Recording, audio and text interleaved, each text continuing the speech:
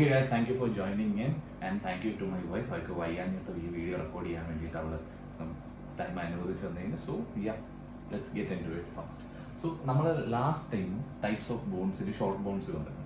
ഇത്തവണ നമ്മൾ പറയാൻ പോകുന്നത് പേരുമായിട്ട് യാതൊരു ബന്ധവും ഇല്ലാത്ത ഫ്ലാറ്റ് ബോൺസ്. ഈ ഫ്ലാറ്റ് ബോൺ ഉള്ള പേരും അതിൻ്റെ എക്സാമ്പിൾ എന്തൊക്കെയാണെന്ന് അറിയാമോ? റിബ്സ്.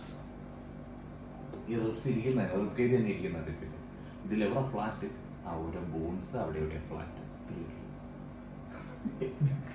കോമഡി ഐറ്റംസ് ആണ് ഇതൊക്കെ.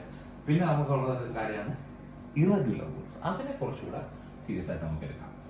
കാരണം ഇറഗുലർ ബോണിന്റെ നല്ലൊരു ഉദാഹരണം എന്ന് പറയുന്നത്, ചിലർക്ക് തല കത്തിയിട്ടുണ്ടാവും, കത്തിയിട്ടില്ലാത്തവർ എന്നോട് പറയുന്നത് സ്പൈൻ, അതായത് നമ്മുടെ വെർട്ടിബ്രേസ്.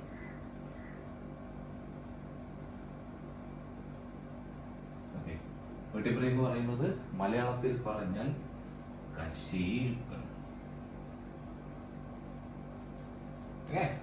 അപ്പൊ ഈ കശേരുക്കളുടെ ഷേപ്പ് തന്നെ ആ പേരുമായിട്ട് കറക്റ്റ് ആണ്, ഇറഗുലർ ആണ്. എന്താണ്, എന്ത് ഷേപ്പാണിത്? നീളത്തിലും ഇല്ല, ഷോർട്ട് ബോണിനും ഒരു പ്രത്യേക ഷേപ്പ് മനസ്സില. അപ്പൊ ഈ ഇറഗുലർ ബോൺസ് എന്ന് പറയുന്നത് ഇങ്ങനെയുള്ള ബോൺസ് ആണ്. അപ്പൊ ഈ ഓരോ ബോൺസിന്റെ ഷേപ്പ് അനുസരിച്ചാണ് ഇവർ ഈ ക്ലാസിഫിക്കേഷൻ കൊടുത്തിരിക്കുന്നത്, ഞാൻ നേരത്തെ പറഞ്ഞത്. അപ്പൊ അതില് നല്ലൊരു ഉദാഹരണമാണ് വെർട്ടിബ്രേ. അപ്പൊ ഞാൻ ഇത് കുറച്ചുകൂടെ കഴിഞ്ഞ് പറയാം, പക്ഷെ നമുക്ക് നേരെ ഡയറക്റ്റ് വെർട്ടിബ്രേയിലോട്ട്, സ്പൈനൽ അല്ല വെർട്ടിബ്രൽ കോളത്തിലോട്ട് തന്നെ നമുക്ക് കടക്കാം. വേറൊന്നല്ല, വെർട്ടിബ്രൽ കോളത്തിന്റെ ഫങ്ഷൻ എന്താണ്? ഒന്ന്, ഈ ഇറഗുലർ ബോൺസ്, ഇപ്പൊ നമ്മളൊരു സ്പൈൻ എടുക്കുകയാണെങ്കിൽ ഇതിൽ ചെറിയ ചെറിയ ബോൺസ് ഇങ്ങനെ ആഡ് ചെയ്ത് ഇതുകൊണ്ട് കൂടുതൽ മൂവ്മെന്റ് നമുക്ക് കിട്ടുന്നുണ്ട്. ഇപ്പൊ എന്റെ സ്പൈൻ നമുക്ക് തിരിയാനും കുനിയാനും പുറകോട്ടും എല്ലാത്തിനും നമുക്ക് കിട്ടുന്നുള്ളൂ. അതാണ് ഈ അടുപ്പിച്ചടുപ്പിച്ച് ഈ ചെറിയ ബോൺസ് വരുന്നതിൻ്റെ ഒരു ഗുണം ഏതൊരു ജോയിൻസും. അപ്പം പക്ഷെ നമ്മുടെ റിസ്റ്റിലൊക്കെ ഇങ്ങനെ ചെറിയ ജോയിൻസ് ആണെങ്കിൽ റിസ്റ്റിനെ അങ്ങോട്ടും ഇങ്ങോട്ടും ഒക്കെ, റിസ്റ്റ് അല്ല, നമ്മുടെ ഈ കൈപ്പത്തിയിൽ നമുക്ക് അങ്ങോട്ടും ഇങ്ങോട്ടും ആക്കാൻ പറ്റില്ല. But for your spine you can do that. അതാണ് സ്പൈനിൻ്റെ ഒരു വെർട്ടിബ്രൽ കോളത്തിൻ്റെ ഒരു പ്രത്യേകത.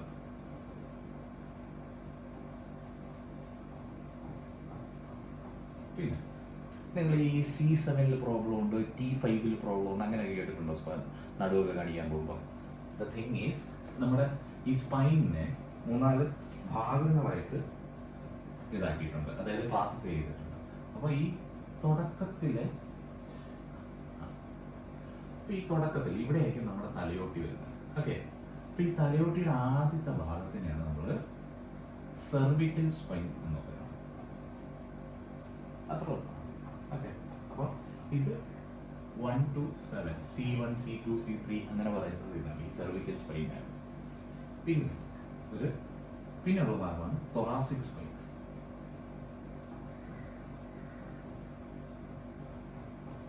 ഇത് ലൈക്ക് T1 to T12 വരെ ഉണ്ട്.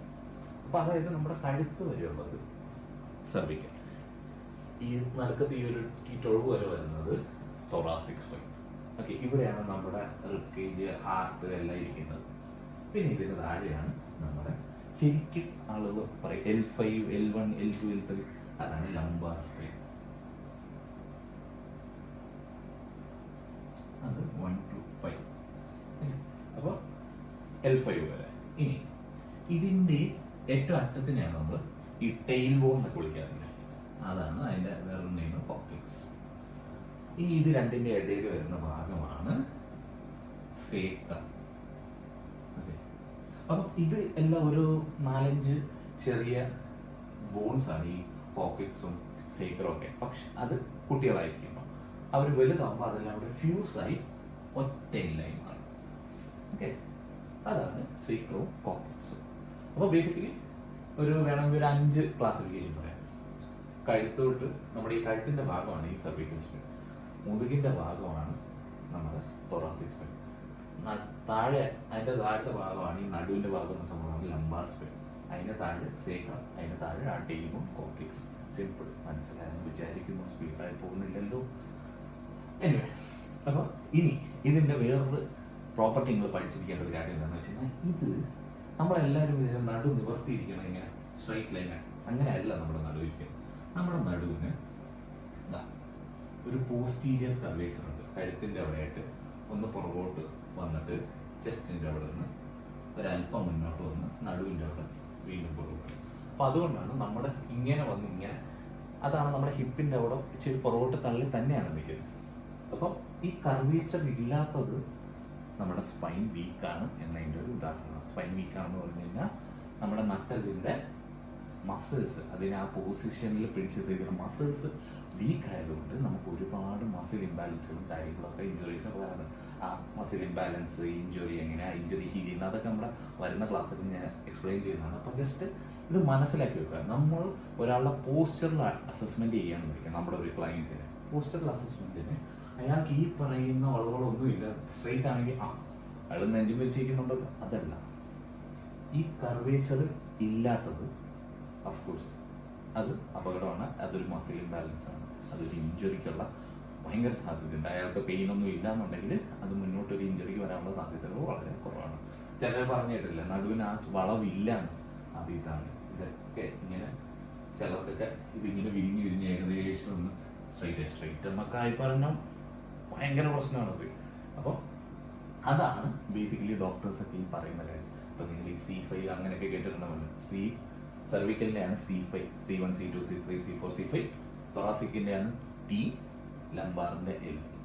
പിന്നെ താഴെ ടെയിൽ ബോണ്ട് എപ്പോഴും നോർമലി ഒറ്റ ഇതായിട്ടാണ് നമ്മൾ കൺസിഡർ ചെയ്യുന്നത്. പിന്നെ ഇനി അടുത്ത നമ്മൾ പറയാനുള്ളത് പിന്നുള്ളത് ഇത് സെസമോയിഡ് ബോൺസ് പറയും.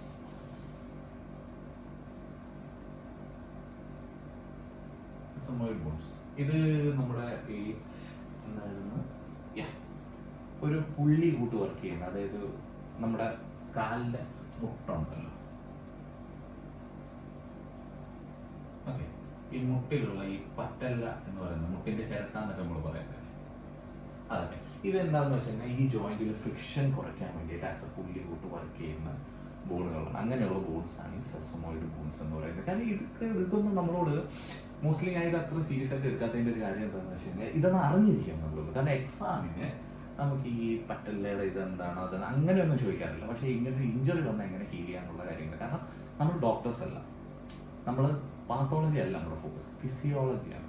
അപ്പോൾ ഈ ഇതിൻ്റെ പേര് അങ്ങനെയൊന്നും ഇതുവരെ എക്സാമിന് ചോദിച്ചിട്ടില്ല. ഇനി അഥവാ ചോദിച്ചാൽ അതിനെ കുറ്റം പറയുള്ളൂ. So that's why I am covering it. Okay, so sesamoid bones എന്ന് പറയുന്നത് ഇങ്ങനെ ബേസിക്കലി ഒരു ഷേപ്പും ഇറ്റ്സ് മോർ ഓഫ് എ പുള്ളി, ഒരു സപ്പോർട്ട് എന്നുള്ള രീതിയിൽ വരുന്ന ബോൺസാണ് സെസമോയിഡ് ബോൺസ് എന്ന് പറയുന്നത്.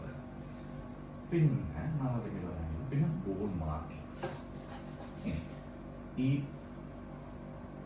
ബോണിൽ തന്നെ ഓരോ ഷേപ്പുകളാണല്ലോ നമ്മൾ ഇതുവരെ പറഞ്ഞത്. നീളമുള്ള ബോണ്, നീളം കുറഞ്ഞ ബോണ്, ഇറഗുലർ ഷേപ്പുള്ള ബോണ്. അപ്പം അതൊക്കെ അല്ലാതെ ആ ബോണുകളിലുള്ള മാർക്കിങ്സ്, അതായത് ഒരു ചിഹ്നം പോലെ അതിൻ്റെ അകത്തുള്ള സ്പെസിഫിക് ആയിട്ടുള്ള കാര്യങ്ങൾ. അതായത് ഞാൻ ഉദാഹരണം പറയുമ്പോൾ നിങ്ങൾക്ക് എപ്പോൾ മനസ്സിലാവും. അതായത് ഒന്നാണ് നമ്മൾ ഫൊറാമൻ എന്ന് പറയുന്നത്, അതായത് ഈ തലയോട്ടിയിലുള്ള ഇതാണ്.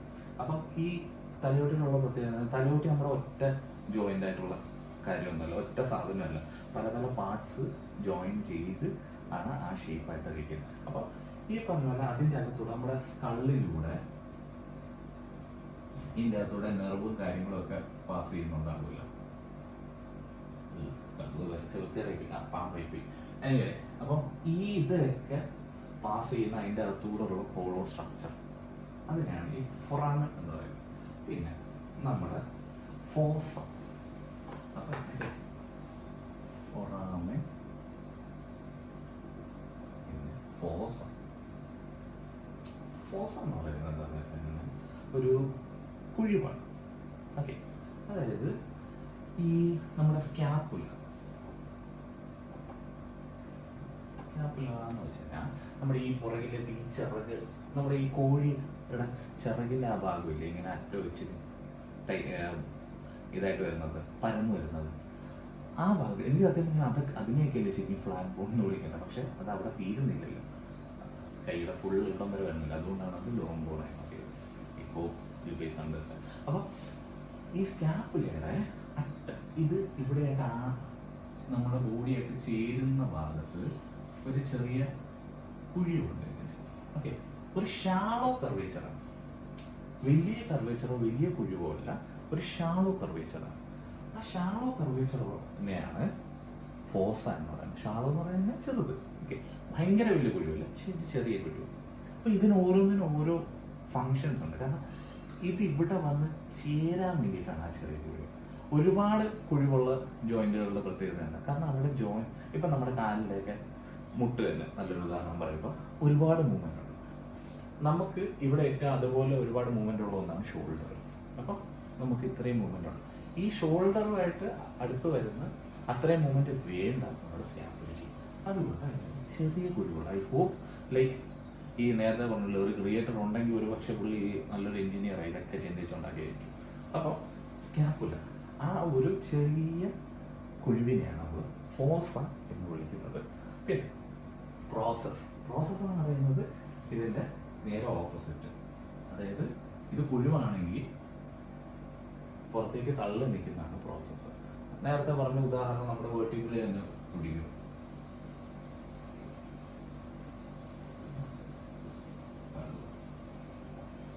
വെർട്ടിബ്രേ എന്ന് പറയുമ്പോൾ നമ്മുടെ വെർട്ടിബ്രയുടെ ഷേപ്പ് ഇങ്ങനെ ഒരു ഇതകിൽ ഒരു കശേരി കൂട്ടുന്ന സംഭവമാണല്ലോ. അപ്പൊ ഈ ചാടി ഇരിക്കുന്നത് ഇത് തന്നെയാണ് പ്രോസസ് എന്ന് വിളിക്കുന്നത്. ഓക്കെ, അത് ഇവിടേക്കാണ് മസിൽസ് അറ്റാച്ച്മെന്റ്. ഇത് ഒരു ജോയിന്റിലേക്ക്, ഒരു പ്രൊജക്ഷനിലേക്ക് മസിൽസ് അറ്റാച്ച് ചെയ്യാൻ വേണ്ടിയിട്ടാണ്. ഇങ്ങനൊരു സംഭവം ഇല്ലാതിരിക്കട്ടെ, മസിൽ അറ്റാച്ച് ചെയ്യാൻ പാടാണ്. അപ്പോൾ അങ്ങനെയുള്ള ചാട്ടത്തിന് ഇത് നമ്മൾ പറയും. പിന്നെ ഇതേപോലെ തന്നെ ഓരോ ഗ്രൂവുകളുണ്ട്, കോണ്ടൈനുകളുണ്ട്. അപ്പം ഇതൊന്നും ബേസിക്കലി നമുക്ക് എക്സാമിൽ ഇതൊരു ചോദിച്ചിട്ടില്ല, ഇതൊക്കെ മനസ്സിലാക്കി കൊടുക്കുക. അതായത് ഇപ്പം നമ്മുടെ ഇപ്പം ഫെമോറൽ കോണ്ടൈൽ എന്നൊക്കെ പറഞ്ഞു കഴിഞ്ഞാൽ കാലിൻ്റെ, ഞാൻ നേരത്തെ പറഞ്ഞില്ല, ആ ഒരു ഗ്രൂവിലേക്കുള്ളതുകൊണ്ടാണ് അത്രയും മൂവ്മെന്റ് കൂടുതൽ കിട്ടുന്നത്. എഴുതി ഞാൻ വെറുതെ ആവശ്യമായിട്ടല്ല ആരംഭിക്കുന്നത് കോണ്ടൈൽ, അതൊന്നും ആവശ്യമില്ല. അപ്പം ബേസിക്കലി അതാണ് അതിൻ്റെ. അപ്പം ബോൺസിൻ്റെ അകത്ത് ഓരോരോ ഷേപ്പ്, അതിൻ്റെ ഓരോന്നിനും അതിൻ്റെതായിട്ടുള്ള കാര്യമുണ്ട്. ഇപ്പം ബൈസിപ്പിറ്റൽ ഗ്രൂവ്, ബൈസിപ്പിറ്റൽ ഗ്രൂവിൽ, അതായത് നമ്മുടെ തോളത്ത്, അതായത് സൾക്കസ് എന്ന് പറയും. സൾക്കസ് എന്ന് പറയുന്നത് നമ്മുടെ ഈ ജോയിന്റിന്റെ ഇടയിലൂടെ ഈ നെർവ് എൻഡിങ്സ്, ഈ ലിഗമെന്റ്സ് ഒക്കെ പാസ് ചെയ്യാനായിട്ട് ഒരു നമ്മുടെ ഈ എല്ലിന്റെ പോർഷൻ്റെ അകത്ത് പിന്നെ നടുക്കൂടെ നെർവ് എൻഡിങ്സും കാര്യങ്ങളൊക്കെ പാസ് ചെയ്യാനായിട്ടുള്ളൊരു സ്പേസ് ഉണ്ടല്ലോ. ഇതിനെയാണ് നമ്മൾ സൾക്കസ് എന്ന് വിളിക്കുന്നത്. അപ്പോൾ ഇങ്ങനെ അതിൻ്റെ ഓരോ ഫങ്ഷൻ അനുസരിച്ച് ഇത് അറ്റാച്ച് ചെയ്യാനാണോ, നെർവ് എൻഡിങ്സ് പോകാനാണോ, അല്ലെങ്കിൽ അതിനെ കൂടുതൽ പ്രൊട്ടക്ട് ചെയ്തിട്ടുണ്ടാവണോ, ലൈക്ക് കള്ളത്തെ കഴിയൊന്നും പ്രൊട്ടക്റ്റഡ് ആയിരിക്കണം, അതുകൊണ്ട് ഫോറോമനാണ്, അങ്ങനെയുള്ള കാര്യങ്ങൾ. ഇതൊക്കെ ശരിക്കും ഡോക്ടേഴ്സിന് പഠിക്കാനുള്ള കാര്യങ്ങളാണ്. നമുക്ക് വലുതായിട്ട് നമുക്ക് ഇതുവരെയും ചോദിച്ചിട്ടില്ല സത്യം പറഞ്ഞു. ഞാൻ ജസ്റ്റ് ഷെയർ ചെയ്യുന്നതേ ഉള്ളൂ കേട്ടോ. പിന്നെ ജോയിൻസ്, പിന്നെ ഈ ജോയിൻസിൽ തന്നെ നമുക്ക് മെയിൻലി വേണമെങ്കിൽ ഒരു ഇതായിട്ട് പറയാം, രണ്ട് classifications. One is synovial joints, രണ്ടാമത്തത് നോൺ സിനോവിയൽ ജോയിൻസ്. ഓക്കെ, സിമ്പിളാണ്.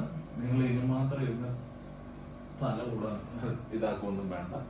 സിമ്പിളായിട്ട്, അതായത് സിനോവിയൽ ഫ്ലൂയിഡ്, ഒരു ജോയിന്റിൽ സിനോവിയൽ ഫ്ലൂയിഡ് ഉണ്ടെങ്കിൽ ആ മൂവ്മെന്റ് നല്ല ബെറ്റർ ആയിരിക്കും. അതായത് നമ്മുടെ മുട്ടിൻ്റെയൊക്കെ അതിൻ്റെ അകത്ത് ഫ്ലൂയിഡ് ഉണ്ട്, അല്ലെങ്കിൽ വെള്ളം കെട്ടി കിടക്കുന്നൊക്കെ പറയത്തില്ല, സിനോവിയൽ ഫ്ലൂയിഡ് ഒരു ഉള്ളപ്പോൾ ആ ഫ്ലൂയിഡുള്ള ജോയിൻസ് സിനോവിയൽ ജോയിൻസ്, ഈ ഇല്ലാത്ത ജോയിൻസ് നോൺ സിനോവിയൽ. നമ്മുടെ സ്കള്ളൊക്കെ നല്ലൊരു ഉദാഹരണം, നോൺ സിനോവിയൽ ജോയിൻസ്. മൂവ് ചെയ്യാൻ പറ്റില്ല, അതിൻ്റെ അകത്ത് സിനോവിയൽ ഫ്ലൂയിഡ് ഇല്ല. ബ്രെയിൻ്റെ ഇതിൻ്റെ അകത്ത് വേറെ, അത് ജോയിൻസിൻ്റെ ഇടയിലുള്ള ഫ്ലൂയിഡ് അല്ല, മനസ്സിലായി? ആ ഫ്ലൂയിഡും ഇതും തമ്മിൽ നമ്മൾ മിക്സ് ആക്കരുത്. ഇത് ജോയിൻസിൻ്റെ ഇടയിൽ, ജോയിന്റ് എന്ന് പറയുന്നത് രണ്ട് ബോണുകൾ ചേരുന്ന സ്ഥലം, അതാണ് ജോയിന്റ്. ആ ജോയിന്റിന്റെ ഇടയിലുള്ള ഫ്ലൂയിഡാണ് സിനോവിയൽ ഫ്ലൂയിഡ്. ഇത് രണ്ടും അല്ലാത്ത സ്ഥലം non synovial joints. Simple. I hope you get understand.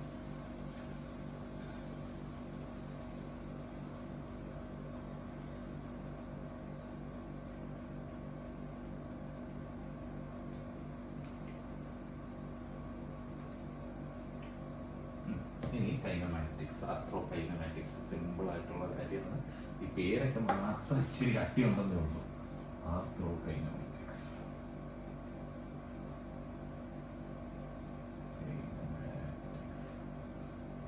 Okay, ആർത്രോകൈനമാറ്റിക്സ് എന്ന് പറഞ്ഞു കഴിഞ്ഞാൽ നമുക്ക് കാണാൻ പറ്റാത്ത ചെറിയ സ്മോൾ അൺസീൻ മൂവ്മെന്റ്സ്.